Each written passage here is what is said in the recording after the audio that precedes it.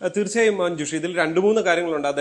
പൊടിപ്പാറ അദ്ദേഹം ചൂണ്ടിക്കാണിച്ച രണ്ട് മൂന്ന് കാര്യങ്ങളിൽ ഒരു കാര്യമുള്ളത്, ഇത് ഇപ്പോൾ വൈകാരികമായി VSന്റെ മരണശേഷം എഴുതിയ ഒരു ലേഖനമല്ല എന്നുള്ളതാണ് നമുക്ക് ലഭ്യമാകുന്ന ഒന്നാമത്തെ വിവരം.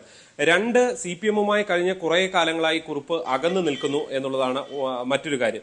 ഏറ്റവും പ്രധാനപ്പെട്ട മൂന്നാമത്തെ കാര്യം, അവിടെ കുറുപ്പ് മത്സരിക്കാൻ ഒരുപക്ഷെ നോമിനേഷൻ കൊടുക്കുക സ്വതന്ത്ര സ്ഥാനാർത്ഥി ആയിട്ടാകും എന്നുള്ളതാണ്. ആ ഘട്ടത്തിൽ UDF എത്തി പിന്തുണ നൽകുക എന്ന തന്ത്രങ്ങളാണ് ഉള്ളിൽ നടന്നുകൊണ്ടിരിക്കുന്നതെന്നാണ് നമുക്ക് ലഭ്യമാകുന്ന വിവരം. ഈ രീതിയിലാണ് കോൺഗ്രസും ജോസഫ് ഗ്രൂപ്പും തമ്മിലുള്ള ചർച്ചകൾ ഉൾപ്പെടെ നടന്നു എന്നുള്ളതാണ് നമുക്ക് കോൺഗ്രസിൽ നിന്നടക്കം ജോസഫ് ഗ്രൂപ്പിൽ നേതാക്കളിൽ നിന്നടക്കം ലഭ്യമാകുന്ന വിവരം. അത് തന്നെയാണ്, വളരെ രഹസ്യാത്മകമായി ഇങ്ങനെ ഒരു ചർച്ച നടക്കുന്നു. ഇതിനോട് ഈ ഘട്ടത്തിൽ കുറുപ്പ് ഒരു നോ പറഞ്ഞിട്ടില്ല എന്നുള്ളത് തന്നെയാണ്. ഇമേജ് തീർച്ചയായും സൂക്ഷിക്കുന്ന നേതാവാണ്. സുരേഷ് കുറുപ്പ് ഇങ്ങനെ ചെയ്യുമോ എന്ന പല സംശയങ്ങളും നമുക്കും, ഞാൻ പറഞ്ഞില്ലേ, ഇന്നലെ ഈ വാർത്ത വന്നപ്പോഴല്ല, ഇതിനു മുൻപ് ലഭിച്ചിരുന്ന ഒരു വിവരമാണ്. പക്ഷേ ഇത്തരം സംശയങ്ങൾ ഉള്ളത് കൊണ്ട് തന്നെയാണ് നമ്മൾ ആ വാർത്ത പ്രസിദ്ധീകരിക്കാതിരുന്നത്. പക്ഷേ ഇന്നലെ അദ്ദേഹം എഴുതിയ ലേഖനത്തിലൂടെ ഒരു കാര്യം ഉറപ്പിച്ച് പറയുന്നുണ്ട്. അത് ഇന്നലെ എഴുതിയ ലേഖനമല്ല, ഞാൻ ചൂണ്ടിക്കാണിച്ച പോലെ നേരത്തെ എഴുതിയ ലേഖനമാണ്. അതിലൂടെ അതൊരു വൈകാരിക സമയത്ത് എഴുതിയതും അല്ല എന്നാണ് നമുക്ക് മനസ്സിലാക്കാൻ സാധിക്കുന്നത്. അതിലൂടെ വ്യക്തമാകുന്നത് കുറുപ്പ് ചില കാര്യങ്ങൾ ലക്ഷ്യമിടുന്നുണ്ട് എന്നുള്ളതാണ്. കുറുപ്പ് ഒരുപക്ഷെ നോവേറ്റാണ് ഈ പാർട്ടിയിൽ നിന്ന് ജില്ലാ കമ്മിറ്റിയിൽ നടക്കം മാറി നിൽക്കുന്നത് എന്നുള്ള ഒരു വിവരം കൂടി അന്ന് തന്നെ പുറത്തു വന്നതാണ്. ഇതെല്ലാം കൂടെ ചേർത്ത് വായിക്കുമ്പോൾ ഒരുപക്ഷെ തെരഞ്ഞെടുപ്പ് പൊതുപ്രവർത്തനം എന്ന നിലയിൽ ഇപ്പോഴും നിൽക്കുന്നുണ്ട്.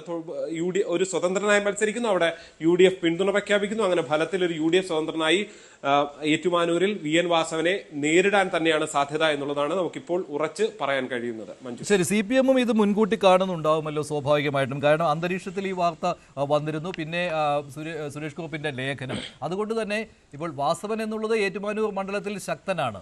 മാത്രമല്ല ഇപ്പോൾ ശ്രീ റെജി ലൂക്കോസ് കൂടി ചേരുന്നുണ്ട്. ശ്രീ റെജി ലൂക്കോസ്, വാർത്ത എന്താണെന്ന് വെച്ചാൽ സുരേഷ് കുറുപ്പിനെ തങ്ങളുടെ പാളയത്തിലേക്ക് എത്തിക്കാൻ UDF നീക്കം നടത്തുന്നുണ്ട്. അത് കോൺഗ്രസ് ആണല്ലോ നേരിട്ട് അത്തരമൊരു നീക്കം നടത്തുന്നുണ്ട്. ഏറ്റുമാനൂർ എന്ന് പറയുന്നത് LDFന്റെ ഒരു ശക്തി കേന്ദ്രമായി മാറിയ ഒരു മണ്ഡലമാണ്. അപ്പോൾ കോൺഗ്രസിന് കേരള കോൺഗ്രസ് ജോസഫിന്റെ ഒരു സ്ഥാനാർത്ഥിയെ വെച്ചുകൊണ്ട് ജയിക്കുവാൻ വളരെ പരിശ്രമിക്കേണ്ടി വരും. അപ്പോൾ ഇതൊരു പ്രൈസ് ക്യാച്ചാണ് അവർക്ക്. സ്വാഭാവികമായിട്ടും ഇത്തരമൊരു നീക്കം ഉണ്ടാകും എന്നുള്ള കാര്യത്തിൽ സംശയമില്ലല്ലോ, അതുണ്ട്.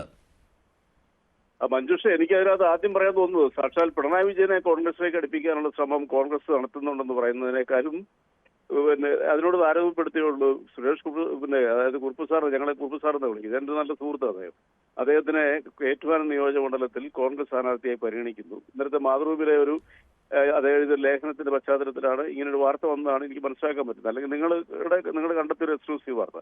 എനിക്ക് രണ്ട് കാര്യങ്ങൾ പറയാനുണ്ട്.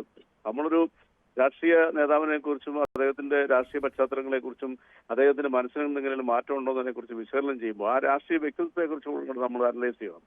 കുറുപ്പ് സാറിനെ സംബന്ധിച്ചോളം SFIയിലൂടെ വന്ന് കേരള യൂണിവേഴ്സിറ്റിയിലെ ആദ്യത്തെ SFIയുടെ ചെയർമാനായി കേരളത്തിൽ അറിയപ്പെടുന്ന ഒരു പ്രാസംഗികനും സൗമ്യനും വളരെ സോഫിസ്റ്റിക്കേറ്റഡ് ആയിട്ടുള്ള ഒരു വ്യക്തിത്വമാണ്. ഒന്ന്. രണ്ടാമത്തെ കാര്യം എന്ന് പറയുന്നത്, അദ്ദേഹം ഒരിക്കലും ഒരു അധികാരത്തിന് പുറകെ പോവുകയോ അനാവശ്യമായ കാര്യങ്ങൾ സംസാരിക്കുകയോ ചെയ്യാതെ ജനങ്ങളുടെ മനസ്സിലൂടെ തന്നെ പലതവണ ലോക്സഭയിലേക്കും 2 തവണ ഏറ്റുമാനൂർ നിയമസഭാ മണ്ഡലത്തിൽ നിന്നും കേരളത്തിലെ നിയമസഭയിലേക്ക് തെരഞ്ഞെടുക്കപ്പെട്ട ഒരു ജനപ്രതിനിധിയാണ്.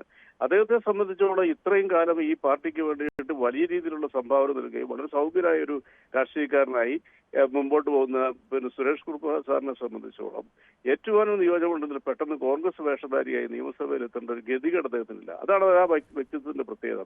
ഒരിക്കലും നടക്കാൻ പറ്റാത്തൊരു സ്വപ്നമാണ് ഇപ്പൊ നമ്മൾ വിശകലനം ചെയ്യുന്നത്. ആരെങ്കിലും രാഷ്ട്രീയത്തിൽ അങ്ങനെയൊന്നും ഇല്ലല്ലോ ശ്രീ റെജി ലൂക്കോസ്. സാക്ഷാൽ K കരുണാകരൻ പോലും അദ്ദേഹം ഏറ്റവും എതിർത്തിട്ടുള്ള പ്രസ്ഥാനത്തിന് അനുകൂലമായി നിന്നുകൊണ്ട് തെരഞ്ഞെടുപ്പ് രംഗത്തുണ്ടായിരുന്നയാളാണ്. അദ്ദേഹത്തിന്റെ അനുയായികൾ ഉണ്ടായിരുന്ന കാലമാണ്. ഏത് പക്ഷത്താണ് അദ്ദേഹം ഇടയ്ക്ക് ഉണ്ടായിരുന്നതെന്ന് താങ്കൾക്കും അറിയാവുന്നതാണല്ലോ. അപ്പോൾ അതൊന്നും രാഷ്ട്രീയത്തിൽ അത് പുതുമയുള്ള കാര്യമൊന്നുമല്ല. പിന്നെ ഇത് ഇന്നലത്തെ ലേഖനത്തിന്റെ അടിസ്ഥാനത്തിലല്ല, ഇതിന് മുൻപേ തന്നെ ഇത്തരത്തിലുള്ള ചർച്ചകൾ തുടങ്ങിയിരുന്നു. കാരണം സുരേഷ് കുറുപ്പ് ഇന്നും ഇന്നലെയും അല്ല CPMുമായിട്ട് അകൽച്ച തുടങ്ങിയത്. അദ്ദേഹം ജില്ലാ കമ്മിറ്റിയിൽ നിന്നും മാറി നിൽക്കുകയായിരുന്നു, അദ്ദേഹം ഒഴിവാക്കപ്പെടുകയായിരുന്നു, സംശയമില്ലല്ലോ. അദ്ദേഹത്തിൻ്റെ ജൂനിയർമാർ പോലും സംസ്ഥാന കമ്മിറ്റിയിലും ഒക്കെ ഇടം നേടിയപ്പോഴും അദ്ദേഹത്തിന് ആ ഇടം കിട്ടിയിരുന്നില്ല. അപ്പോൾ അങ്ങനെ വരുമ്പോൾ അദ്ദേഹം പാർട്ടിയുമായിട്ട് പിണക്കത്തിലായിരുന്നു എന്ന കാര്യത്തിൽ സംശയമില്ല. ഇന്നലത്തെ ലേഖനത്തിലും അത് പ്രതിഫലിക്കുന്നുണ്ട്. അല്ലെങ്കിൽ പാർട്ടിയെ പൂർണ്ണമായിട്ടും പ്രതിരോധത്തിലാക്കുന്ന ഒരു കാര്യം പാർട്ടിയിലെ ഔദ്യോഗികമായിട്ട് എല്ലാ നേതാക്കളും പറയുന്ന ഒരു കാര്യമാണല്ലോ, അങ്ങനെ ഒരു ക്യാപിറ്റൽ പണിഷ്മെന്റ് പരാമർശമൊന്നും നടന്നിട്ടില്ല എന്ന്. പക്ഷേ അദ്ദേഹം അത് പറയുമ്പോൾ സ്വാഭാവികമായിട്ടും ഈ താങ്കൾ പറയുന്ന പോലെ കുറുപ്പ് സാറ് അങ്ങനെയൊന്നും ചെയ്യില്ല എന്ന് പറഞ്ഞുകൊണ്ട് കാര്യമില്ല.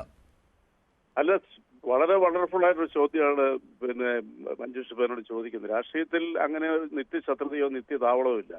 രാഷ്ട്രീയത്തിനെ സംബന്ധിച്ചുള്ള അവസരങ്ങളുടെ കലയാണ്. പക്ഷെ നമ്മൾ വിശകലനം ചെയ്യുമ്പോൾ ആ ഒരു വ്യക്തിത്വത്തോട് മനസ്സിലാണ്. കെ കരുണാകരനെയും സുരേഷ് കുറുപ്പിനെയും തമ്മിൽ താരതമ്യം ചെയ്തതിലൊന്നും ഒരു അർത്ഥമില്ല. സുരേഷ് കുറുപ്പിനെ വ്യക്തമായിട്ട് അറിയാവുന്ന ഏതൊരു വ്യക്തിക്കും അറിയാം. കാരണം കെ കരുണാകരൻ അധികാരത്തിന് വേണ്ടി അഗ്രസീവായ രാഷ്ട്രീയ പ്രവർത്തനം നടത്തിയ ഒരാളാണ്. അവസരങ്ങൾക്ക് വേണ്ടി അദ്ദേഹം ചെയ്തു എന്നുള്ളൊരു വസ്തുതാപരമായ കാര്യമാണ്. പക്ഷെ അങ്ങനെ ഒരു അവസരത്തിന് വേണ്ടിയിട്ട് തുനിഞ്ഞിറങ്ങുന്ന ഒരു രാഷ്ട്രീയപരമായിട്ടുള്ള പാരമ്പര്യമോ സ്വഭാവമോ ഉള്ള ഒരു വ്യക്തിയല്ല സുരേഷ് കുറുപ്പ്. അതാണ് നമ്മൾ മനസ്സിലാക്കണം. ഞാൻ അതുകൊണ്ടാണ് ആ വ്യക്തിയെ ആദ്യത്തെ ചോദ്യത്തിന് മറുപടിയായിട്ട് ഞാൻ താരതമ്യം ചെയ്യാൻ കാരണം.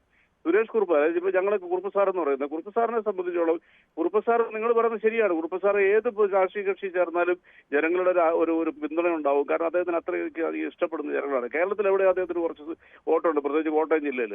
പക്ഷേ കുറുപ്പെന്ന് പറഞ്ഞ വ്യക്തിത്വം ഒരിക്കലും ഈ രാഷ്ട്രീയത്തിൽ ഇങ്ങനെ ഒരു MLA ആകാൻ ഒരിക്കൽ കൂടി അവസരം കിട്ടാനായിട്ട് തന്റെ രാഷ്ട്രീയ തട്ടകം മാറുമെന്ന് അചിന്തനീയമാണ്. അതാണ് ഞാൻ പറഞ്ഞ കുറുപ്പ് സാർ എന്ന് പറഞ്ഞ ആളുടെ വ്യക്തിത്വം. ഇന്ന് വരെ മഞ്ജുഷ് കേട്ടിട്ടുണ്ട് വിവാദപരമായ എന്തെങ്കിലും ഒരു വിഷയത്തിൽ പോയി കുറുപ്പ് സാർ തലയിട്ടതായിട്ട്. അങ്ങനെയൊന്നുമില്ല.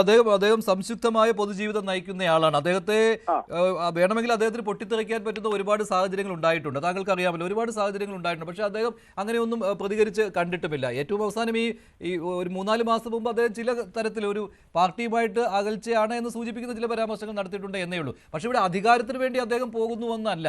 അദ്ദേഹം ഈ രാഷ്ട്രീയ രംഗത്ത് നിൽക്കാൻ തന്നെ ആഗ്രഹിക്കുന്നയാളാണ്. അദ്ദേഹം അതൊരു സേവനമായിട്ട് കാണുന്ന ഒരാൾ കൂടിയാണ്. അദ്ദേഹത്തിന് അഭിഭാഷക വൃത്തിയുണ്ട് അതല്ലാതെ. അപ്പോൾ ഇത് ആ രാഷ്ട്രീയത്തിന്റെ ഭാഗമായിട്ട് അദ്ദേഹം ചെയ്യും. അതിനകത്ത് എന്തിനാണ് അത് അദ്ദേഹം ചെയ്യില്ല, അദ്ദേഹം അങ്ങനെ ഒരു തട്ടകത്തിൽ നിന്ന് മറ്റൊരു തട്ടകത്തിലേക്ക് പോവില്ല എന്ന് ഉറച്ചു പറയാനൊന്നും പറ്റില്ല ശ്രീ റെജി ലൂക്കോസ്. മാത്രമല്ല കോൺഗ്രസിൽ നിന്നൊരു നീക്കം അങ്ങനെ നടക്കുന്നുണ്ട് എന്ന കാര്യം വാസ്തവമാണ്. അത് അംഗീകരിക്കാനും അദ്ദേഹത്തിന് മടിയുണ്ടാവുകയില്ല. കാരണം ഞാൻ ഇന്നതാണെന്ന് തെളിയിച്ചു കാണിക്കാൻ അദ്ദേഹത്തിനും ആഗ്രഹം ഉണ്ടാവുകയില്ലേ? അല്ല, അദ്ദേഹത്തിനെ കോൺഗ്രസ്സുകാർ ക്യാച്ച് ചെയ്യാൻ പോകുന്നു, കോൺഗ്രസിലേക്കാർക്ക് അടുത്തതോടെ സ്ഥാനാർത്ഥിയാക്കി നിർത്താൻ താല്പര്യമുണ്ടെന്നുള്ള പിന്നാമറ വാർത്തകളൊക്കെ ഞാനും കേട്ടിട്ടുണ്ട് കുറെ നാളുകളായിട്ട്. കുറുപ്പ് സാറിനെ സംബന്ധിച്ചോളം ഒരു അഭിമുഖത്തിൽ അദ്ദേഹം ഈ അടുത്ത കാലത്തൊരു മായ എന്ന് പറയുന്ന ഒരു ഇതുണ്ട്, ഒരു മാതൃഭൂമിശാലിന്റെ ഒരു സാംസ്കാരിക സമ്മേളന വേദിയാണ്. എല്ലാ വർഷവും തിരുവനന്തപുരത്ത് നടത്തുന്ന പുത്തരിക്കണ്ട മൈതാനത്തും നമ്മുടെ ഇവിടെ മ്യൂസിയത്തിനൊക്കെ സമീപമായിട്ട്. അതിൽ അദ്ദേഹമായിട്ടുള്ളൊരു സംഭാഷണമുണ്ട്. അത് കേട്ടിട്ടുണ്ടായിരിക്കും എനിക്ക് തോന്നുന്നത്. നമ്മുടെ CP ജോണെ, സുരേഷ് കുറുപ്പ് സാറ്, പിന്നെ വേറൊരാളുണ്ട്, ഞാൻ പേര് പറഞ്ഞു.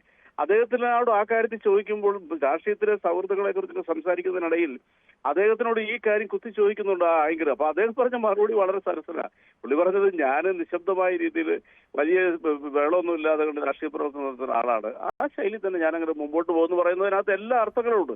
ഈ കഴിഞ്ഞ പ്രാവശ്യത്തെ ഫെസ്റ്റിവൽ പറഞ്ഞ അദ്ദേഹം അത് I'm sorry, I'm absolutely sorry, not festival. അത് ശരി, എനിക്ക് വാക്ക് പറ്റി, വിഷമിക്കുന്നു. അപ്പൊ അങ്ങനെയുള്ളൊരു സുരേഷ് കുറുപ്പിനെ സംബന്ധിച്ചാൽ ഞാൻ സുരേഷ് കുറുപ്പ് എന്നുള്ള വ്യക്തിയെ അങ്ങനെ ഒരാളായതുകൊണ്ടാണ് ഞാനിത് ഇത്രയ്ക്കും സ്ട്രോങ് ആയിട്ട് ഇതിൽ വാദം ഉന്നയിക്കുന്നത്. കാരണം അതേ